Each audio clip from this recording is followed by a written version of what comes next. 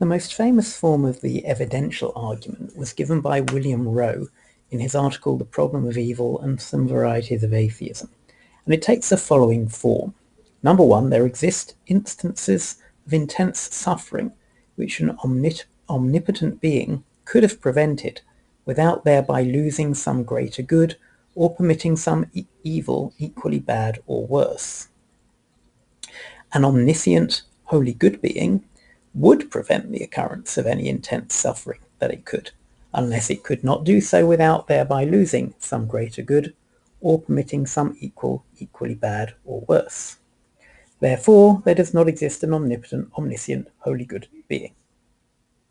The point here is to argue that even if we can show that the existence of God is not logically incompatible with the existence of evil per se, there are nonetheless actual instances of evil and suffering in the world that cannot possibly be justified, and that an omnipotent, omniscient, and perfectly good God could have eliminated without having any negative effects on the overall value of the world.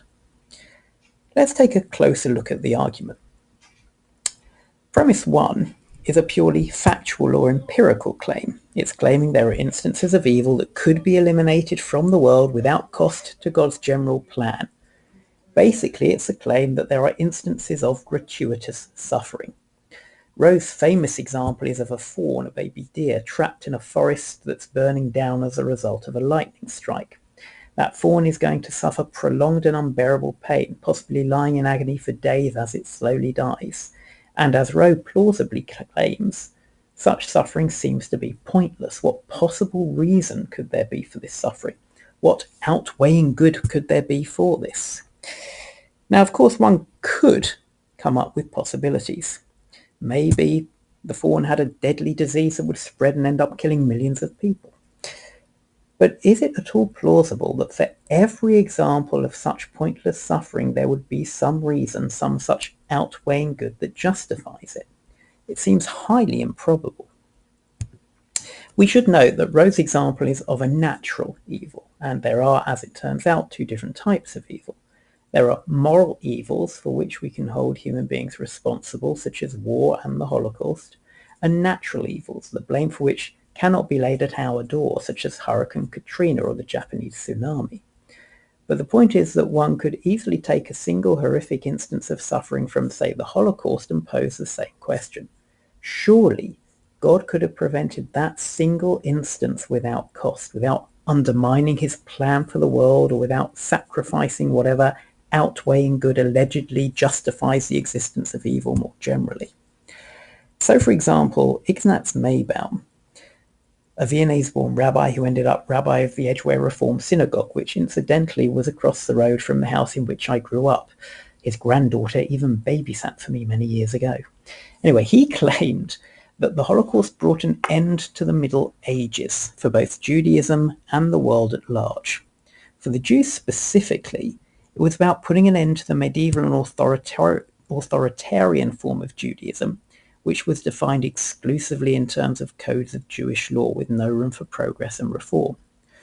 For Europe more generally, he enumerates sins that include unemployment of millions, American isolationism, cruel zealotry, and hatred in the political arena everywhere.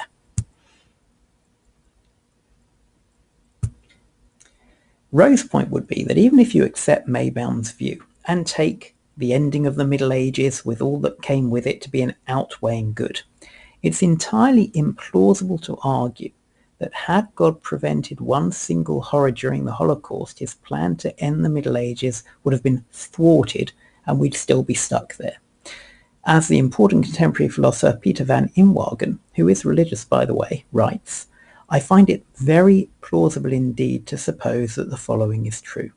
There has been, in the history of the world, at least one horror, such that if it had not existed, if it had been, so to speak, simply left out of the world would have been no worse than it is. So, premise 1 of the evidential argument seems pretty plausible. Let us then turn to the second premise of the argument, which is a more metaphysical or theological claim. Now, Rowe takes this more or less for granted, seeming to assume, again pretty plausibly, that it accords with our basic moral principles.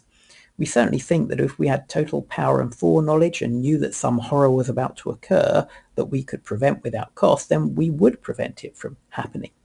Now note that this is not saying that the traditional God would have to prevent all suffering. It's only the pointless suffering with which we are here concerned. And again, surely if God could prevent such suffering, he would. So the second premise of the evidential argument also seems to have a lot going for it. This then is the evidential problem, and it seems to be far more powerful evidence against the existence of God than the logical problem. It can point to actual instances of apparently pointless suffering in the world, or at least instances where it seems highly implausible that there are any outweighing goods, and it claims that the traditional God would surely prevent them from occurring.